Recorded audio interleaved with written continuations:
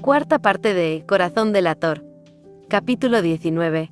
El nombre que no digo en voz alta. La habitación de Rebeca estaba en penumbra. No era que hubiera oscurecido por completo, pero la luz natural no tenía por dónde colarse. Las cortinas seguían cerradas desde hacía días, como si la claridad fuera también una amenaza. Las plantas se estaban marchitando. El aire olía a encierro y a algo más difícil de nombrar: la tristeza cuando se estanca. El celular seguía sobre la mesa, con la pantalla boca abajo, silencioso, muerto, ni una vibración, ni una notificación, nada de Eng, nada de Irin, nada de ella. Pasaba las noches en vela, dando vueltas sin sentido, a veces con los ojos abiertos, a veces perdidos en el techo, buscando respuestas que no llegaban. Pensaba, recordaba, y sobre todo, imaginaba. Sarocha con el cabello suelto, agitado por un viento que Rebeca no podía tocar. Sarocha cruzando calles extranjeras, con otra lengua en la boca. Sarocha riendo con Nam, esa risa que se enredaba en las costillas,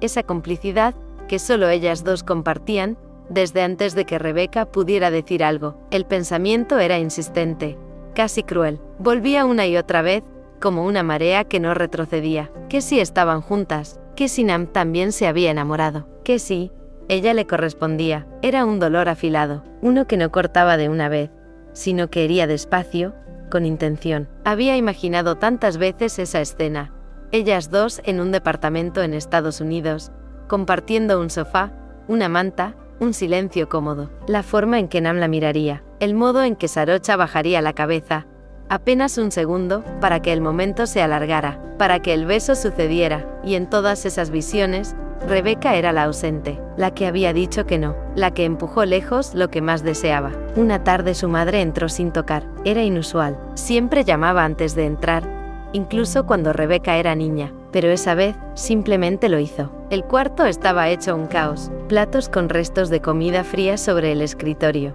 tazas de té a medio terminar, ropa tirada por todas partes, libros abiertos en páginas que ya no recordaba haber leído. Rebeca ni siquiera se sobresaltó, solo giró un poco la cabeza, lo justo para que su madre supiera que la había notado. «Rebeca, mi amor, ¿qué te pasa?» Nada respondió, sin mirarla, con la voz ahogada. «Eso no es cierto». La mujer se acercó y se sentó junto a ella en el colchón desordenado. El crujido del mueble sonó como un eco roto. Rebeca se tensó al instante. No soportaba el tacto. No podía. Tenía miedo de quebrarse con el más mínimo gesto. «¿Es por Eng?», preguntó, con una delicadeza que dolía. Tuvieron una pelea. Fue como si alguien arrojara una piedra contra el cristal agrietado. La pregunta era una suposición tan ajena, tan lejana a la verdad, que Rebeca sintió que no podía seguir sosteniendo el silencio. Ya no más. El nudo que llevaba semanas mordiéndole la garganta estalló. Las lágrimas empezaron a caer sin aviso, como si el cuerpo supiera antes que la mente que había llegado el momento.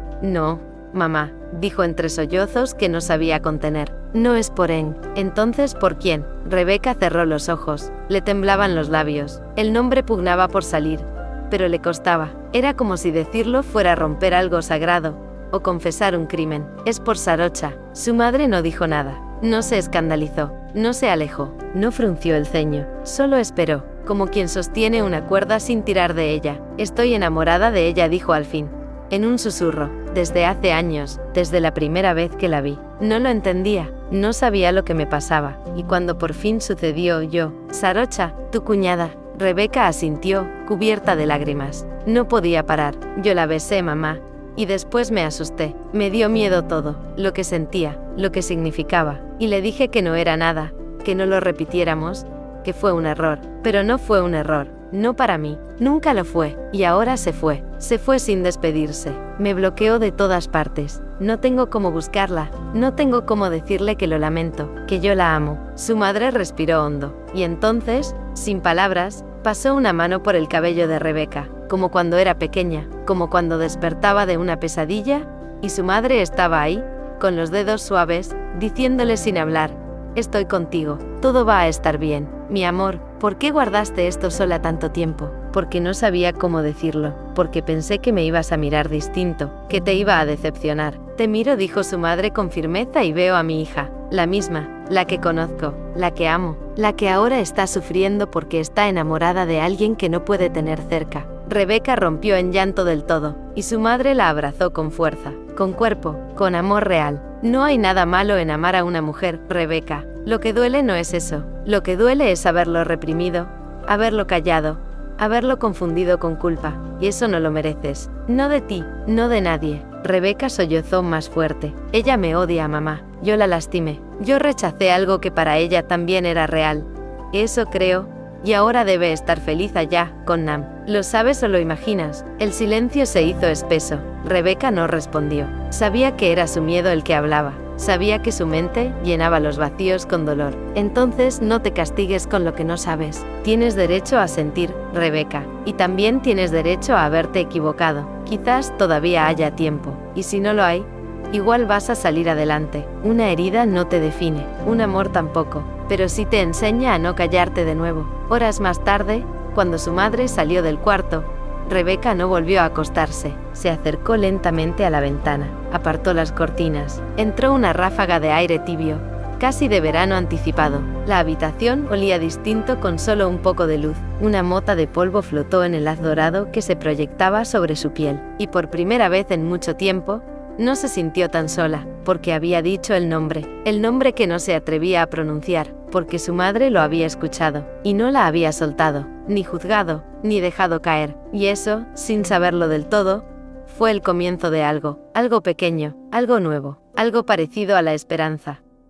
Capítulo 20. Lo que no quiero saber. Era sábado por la mañana y el campus universitario dormía bajo una calma casi invernal, aunque apenas era otoño. Las hojas rojas y doradas caían con lentitud desde los árboles desnudos, pintando el césped con tonos que hablaban de cambios inevitables. El silencio era espeso, lleno de ese murmullo leve, que solo se escucha cuando el mundo está quieto y uno no quiere pensar. Nam seguía en la ducha, el vapor se colaba por debajo de la puerta, envolviendo la habitación con un calor húmedo que contrastaba con la frialdad persistente en el pecho de Sarocha. Ella aprovechó ese instante para llamar a su madre. Una parte de sí misma ansiaba oír esa voz cálida y conocida, aunque otra más áspera temía lo que pudiera decir. La videollamada se conectó con un leve parpadeo. El rostro de su madre apareció desde Tailandia, recortado por la luz blanquecina de la cocina. Tenía el cabello recogido y una taza de té humeando entre las manos. Era temprano allá,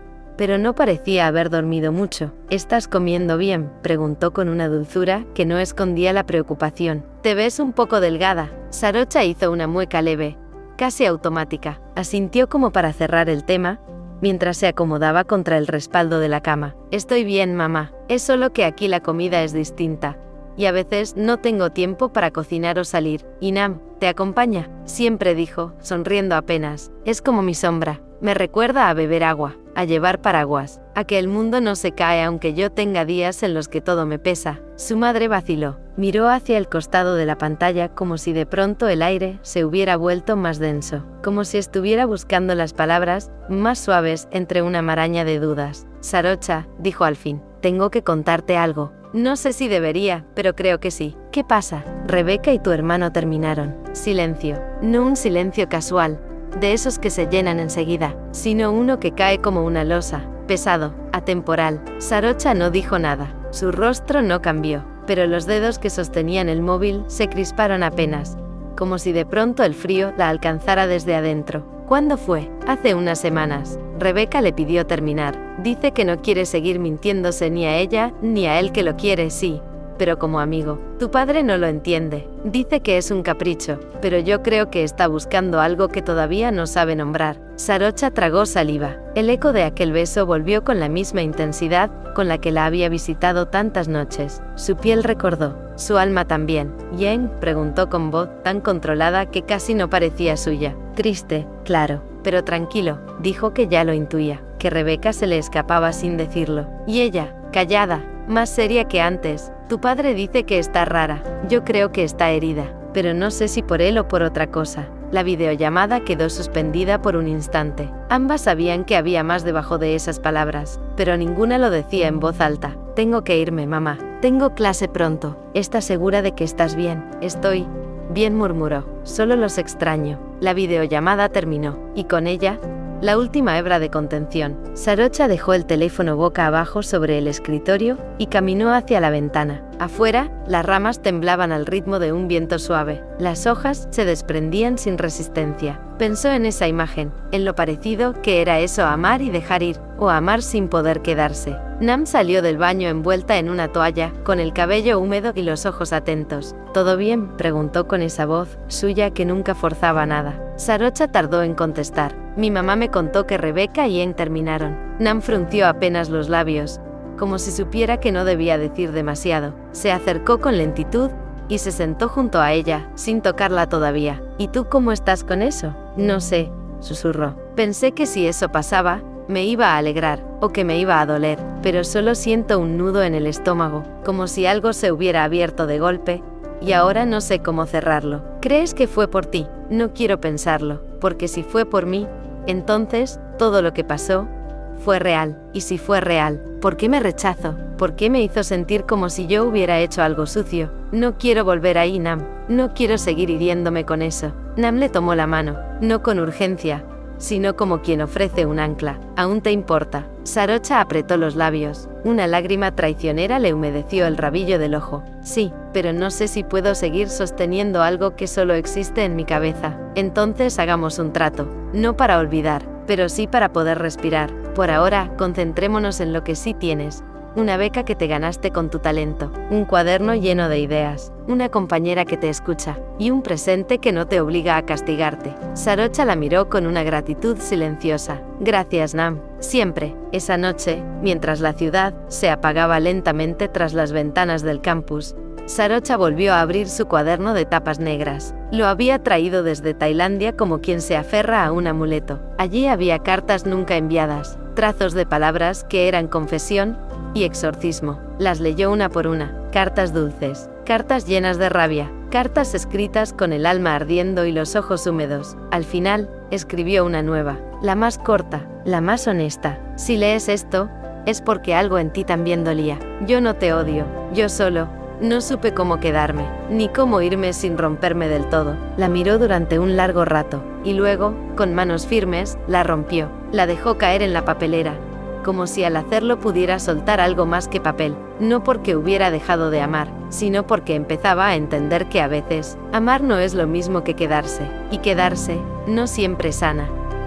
Capítulo 21, lo que siempre estuvo ahí. Eng no solía entrar al cuarto de su hermana. Era casi un pacto no escrito. Desde que Sarocha se había ido a estudiar al extranjero, aquel espacio había quedado suspendido en el tiempo, como un santuario cerrado que aún conservaba su aroma tenue a papel, a madera y a perfume floral. Pero esa mañana, mientras ayudaba a su madre a pintar las paredes de la casa como parte de una renovación largamente pospuesta, algo lo impulsó a encargarse de ese cuarto. Dijo que era por comodidad, por no hacer que su madre subiera tantas veces las escaleras.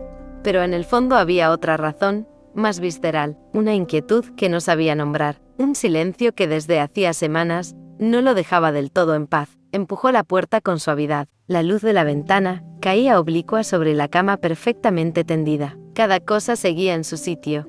Los libros alineados alfabéticamente, los dibujos antiguos en una carpeta de cartulina beige, la caja de fotos cerrada con cinta, el atrapasueños colgando del closet.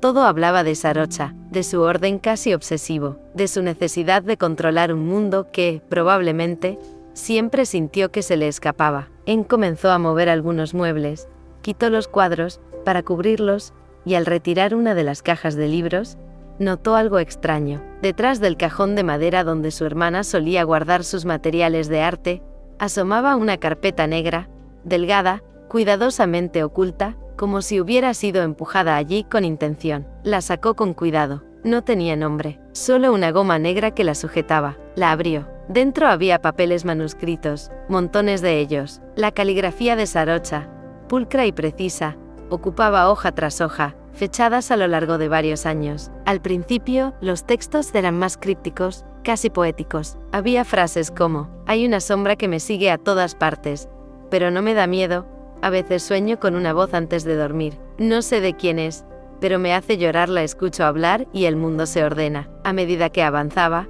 los textos se volvían más claros, más íntimos, más desesperados. No sé cómo ocurrió, Tal vez fue la forma en que me miró. Tal vez fue su voz. Pero me enamoré. Y no sé cómo salir de esto sin romperme. La amo. No quiero, pero la amo. Si tan solo pudiera decírselo. Si ella pudiera verme. No como la novia de mi hermano, sino como quien siempre estuvo a su lado sin pedir nada. Las manos de Eng temblaban. Sintió un frío seco recorriéndole la espalda. Cada frase lo sacudía con la fuerza de una verdad que siempre estuvo allí, escondida justo bajo la superficie. En una de las últimas hojas, el nombre apareció con claridad, Rebeca, y entonces todo encajó. Los silencios, las miradas, la incomodidad que alguna vez pensó que era simplemente celos o malentendidos. Sarocha había estado enamorada de Rebeca, y nadie lo supo, o nadie lo quiso ver. Se sentó sobre la cama, aún con la carpeta en las manos. Respiró hondo, sintió culpa, vergüenza, y una ternura feroz.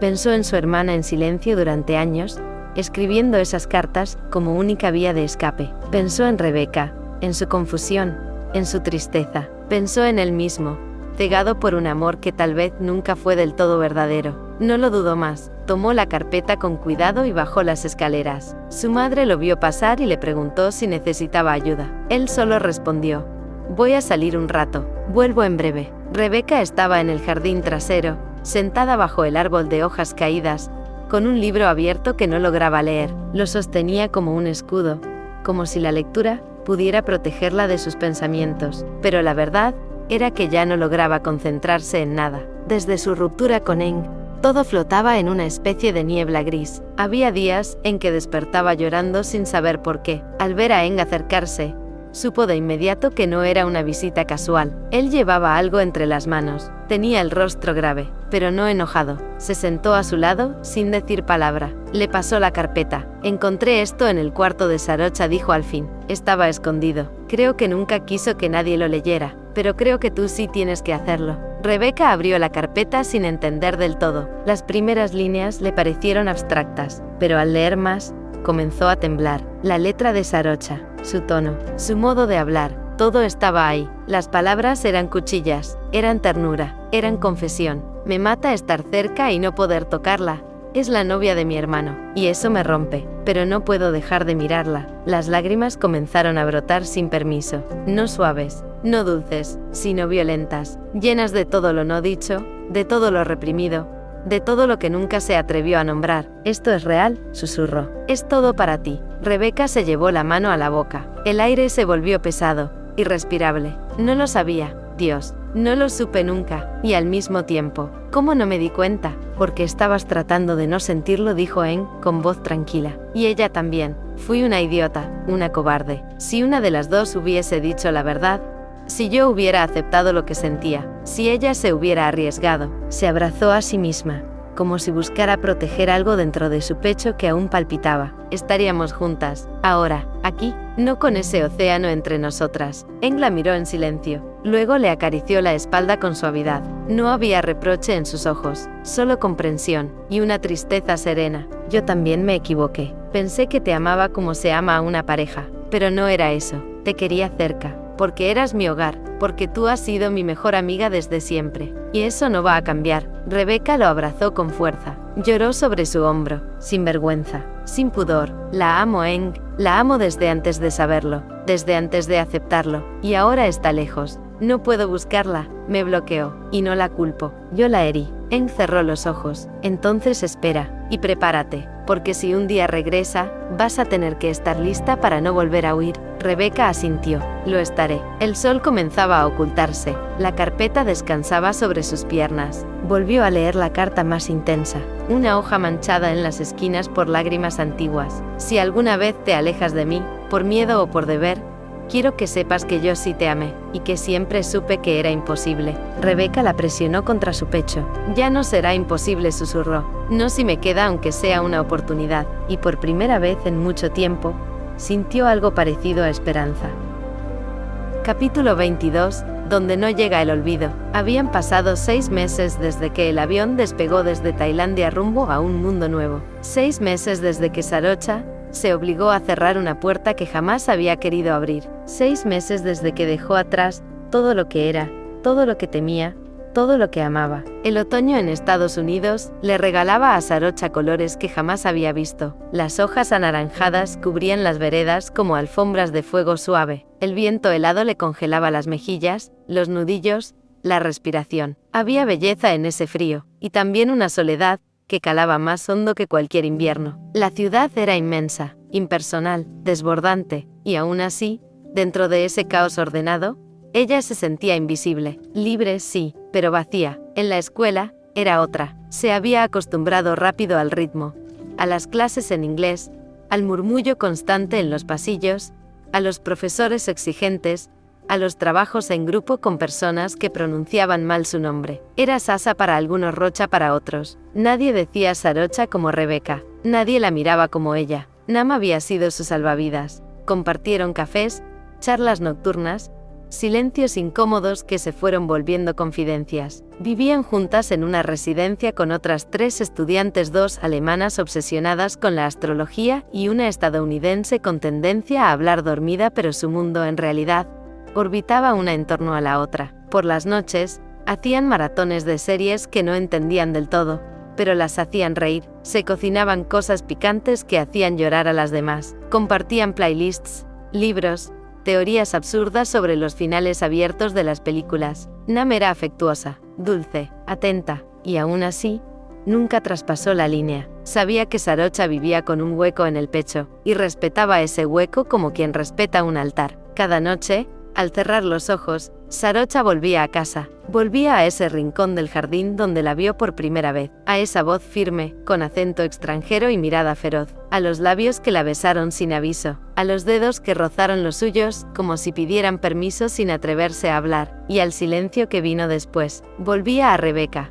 No importaba cuántos kilómetros hubiera puesto entre ellas. No importaba que la hubiese bloqueado. No importaba que no supiera absolutamente nada de ella. Rebeca seguía allí, donde el cuerpo no podía alcanzarla, pero el corazón aún se doblaba. Tu madre llamó, dijo Nam, asomándose desde la cocina de la residencia, con el teléfono aún en la mano. Dice que Eng quiere hablar contigo, que ha intentado varias veces, pero que no logra contactarte. ¿Cambiaste el número? Sarocha parpadeó. Bajó lentamente el cuaderno que fingía estar revisando. No, no lo cambié. Solo desactivé algunas cosas. Notificaciones, línea tailandesa, redes. Necesitaba silencio. ¿Vas a llamarlo? Claro, respondió, volviendo la vista al cuaderno, sin levantar la mirada. Pero era mentira. No lo haría. No porque le guardara rencor a Eng. No porque quisiera cortar con su pasado, simplemente porque temía abrir esa puerta. Temía que al escuchar su voz, todo lo que había contenido durante 6 meses se desbordara como una presa rota. Temía que el nombre de Rebeca flotara en el aire como una nota aún sostenida. Temía volver a doler. Temía no haber sanado nada. Saro, dijo Nam, acercándose con un té caliente entre las manos. No puedes huir de tu historia para siempre. No estoy huyendo. Estoy empezando otra cosa. Nam la miró con una mezcla de ternura y escepticismo. ¿Y cómo va ese empezar otra cosa? Sarocha suspiró, hundiendo las manos en la manta que cubría sus piernas. Con risas falsas, con mañanas brillantes, con noches en vela, y con Rebeca apareciendo en cada jodido sueño. ¿Hablas con ella en los sueños? No, a veces está de espaldas, a veces se va, a veces me mira como si no me conociera, y otras veces me besa, y al despertar, no sé si quiero volver a dormir o nunca más cerrar los ojos. Nam no respondió, solo se acercó, se sentó junto a ella, y le acarició el cabello. Sarocha apoyó la cabeza en su hombro, y por un instante, dejó de fingir que todo estaba bien. El mundo podía seguir girando. Podía seguir haciendo tareas, hablando con profesoras, sonriendo en fotos. Pero esa herida tenía nombre y cuerpo y olor y risa. Y vivía, intacta, en algún rincón del mundo que ya no la esperaba. Una vez, Sarocha escribió en su diario, tal vez vivir en otro idioma me permita no pensar en ella. Tal vez, si me acostumbro a decir otras palabras, a nombrar las cosas de otro modo, a ordenar las frases al revés, el recuerdo se rompa, se disuelva, se pierda. Pero no, el idioma del cuerpo no se traduce, y el idioma de su corazón seguía siendo Rebeca. Esa noche, antes de dormir, Sarocha se sentó en su escritorio, abrió un archivo nuevo en su computadora, y por primera vez en 6 meses, escribió su nombre, Rebeca, solo eso. Lo miró durante un largo rato, luego lo borró. apagó la pantalla y se fue a dormir, pero en su sueño, Rebeca no estaba de espaldas, estaba frente a ella, y le sonreía, como si nunca se hubieran ido, como si aún fuera posible volver. Capítulo 23, Morir de amor, y no poder decirlo. La habitación de Rebeca era un campo de batalla emocional, no había rincón que no llevara el rastro de su caos. Camisetas arrugadas en el suelo, tazas vacías, con restos de café frío sobre el escritorio, el edredón, hecho un ovillo al pie de la cama como si hubiera perdido su forma de tanto ser pateado por las noches. Sobre la colcha, desordenadas como restos de un naufragio, estaban cartas sin enviar, algunas con tachones furiosos, otras escritas con caligrafía temblorosa y tinta corrida por lágrimas secas. También su diario, herido de hojas arrancadas, y la pantalla de su celular, eternamente encendida, como si esperara algo, una notificación que no llegaba, una señal mínima, una palabra, un respiro desde el otro lado del mundo, pero no había nada. La cuenta de Sarocha en Instagram estaba desactivada, en Line y WhatsApp seguía bloqueada. Ninguno de los intentos por reencontrarla había tenido respuesta. Con voz apenada, había dicho lo que más temía: Rebeca, no creo que quiera hablar con nadie de aquí, ni conmigo, está cerrada, muy cerrada, y entonces lo comprendió con una punzada. La había sacado de su vida. Los días pasaban sin forma. Rebeca iba a la escuela, estudiaba, sonreía a los profesores, respondía con educación a sus compañeros, y seguía las clases como una autómata. Nadie notaba lo rota que estaba por dentro. Solo Irene, que la conocía mejor que nadie, se atrevía a decir algo. Tu voz se apaga cuando pronuncias su nombre, le dijo una tarde, mientras repasaban un trabajo, como si la garganta se te cerrara al recordarla. Porque se me cierra, respondió Rebeca, sin mirar. ¿Has pensado en escribirle sin esperar respuesta? Un mail, por ejemplo. Lo hice, muchas veces, y luego las borré, y luego volví a escribirlas, y luego lloré, como si con eso pudiera alcanzarla. Y si no quiere que la alcances, entonces, al menos sabrá que no la he olvidado, que la sigo amando, que me cuesta respirar sin pensar en ella. Estás enamorada, afirmó Irene, sin juicio, con cariño, y eso da miedo. No, lo que da miedo es haberla perdido por cobarde. Esa noche no durmió, caminó por la casa descalza, con una manta sobre los hombros, como una figura espectral. Se detuvo frente a la ventana del salón, donde la lluvia golpeaba los cristales con violencia. Miró su reflejo, la cara hinchada de tanto llorar, los labios mordidos hasta sangrar por el impulso de no gritar su nombre. Y de pronto, una certeza la atravesó con fuerza. Tenía que hacer algo, no podía quedarse así, no otra vez. Subió corriendo las escaleras, sin preocuparse por el ruido. Despertó a sus padres con el corazón en llamas. Mamá, papá, gritó, con la voz entrecortada y los ojos encendidos. Necesito hablar con ustedes, ahora. Los encontró en bata, somnolientos, confundidos. ¿Qué ocurre, Rebeca? ¿Estás bien?, preguntó su madre, alarmada por la urgencia. Necesito viajar a Estados Unidos, dijo, sin rodeos, con el pecho palpitante. Necesito ver a Sarocha. No puedo seguir así. Su padre frunció el ceño. ¿Qué dices? ¿Ahora? ¿Después de todo este tiempo? Sí, ahora, justo ahora, porque siento que si no lo hago ya, voy a perderla para siempre. Su madre la observó con el corazón apretado. Tienes que esperar que vuelva, cariño. Solo faltan 6 meses. ¿Y si no vuelve?, respondió con una voz rasposa. ¿Y si decide quedarse allá? No puedo permitir que me olvide. Yo no sé cómo vivir así. No puedo vivir sabiendo que la dejé ir sin luchar. Su padre cruzó los brazos, como si intentara mantenerse firme. Rebeca, hay cosas que no dependen solo de ti. No puedes forzar lo que la otra persona ya decidió dejar atrás. No quiero forzar nada, replicó. Solo quiero decirle lo que siento. Solo quiero mirarla a los ojos y saber si aún hay algo, si aún me lleva dentro, si su silencio es un muro o una herida. Quiero saber si me recuerda, porque yo no la he podido olvidar, ni un solo día. Y entonces, con un suspiro hondo, se arrodilló frente a ellos, desnuda de orgullo, vulnerable como una niña. No me importa el costo, no me importa el frío, ni el tiempo, ni el idioma. Solo quiero verla, una vez más, decírselo, a la cara, porque si no lo hago, este amor va a pudrirse dentro de mí, y me va a arrastrar con él. Su madre se arrodilló también. Le acarició las mejillas, que ardían. Está bien, susurró. No prometo que podamos hacerlo mañana, ni esta semana, pero vamos a buscar la forma. No vas a quedarte con ese amor atragantado. Su padre no dijo nada, pero sus ojos estaban húmedos, y en el fondo, entendía. Horas después, Rebeca escribía en su diario con la tinta corrida por lágrimas frescas. El papel era un río de emociones, con una sola frase que se repetía como una plegaria. No me olvides, aunque yo no sepa encontrarte, no me olvides. La escribió una vez, la escribió 10, la escribió hasta que las manos le dolieron, y en alguna parte del mundo, entre las escarchas de un invierno extranjero, en una residencia escolar donde la nieve cubría el alféizar, alguien también pensaba en ella, sin saberlo, sin nombrarla en voz alta, pero con el corazón temblando, porque el amor verdadero no necesita estar cerca para seguir ardiendo, solo necesita un recuerdo, un nombre, un susurro que atraviese el océano, y el de Rebeca, aún en el exilio del silencio, seguía gritándole al alma de Sarocha: aquí estoy, solo soy tuya. Capítulo 24. El viaje del corazón. La casa estaba en silencio.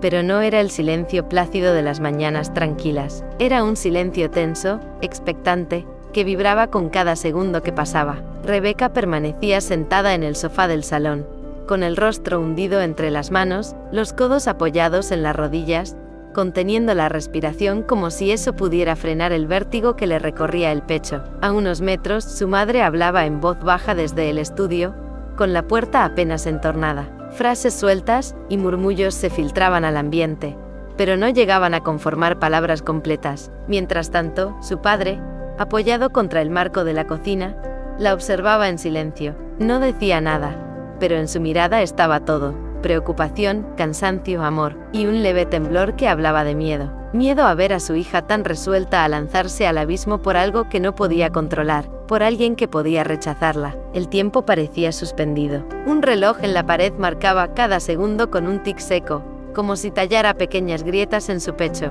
Finalmente, la puerta del estudio se abrió y su madre volvió al salón. Tenía los ojos húmedos y una expresión que mezclaba ternura, resignación y algo más.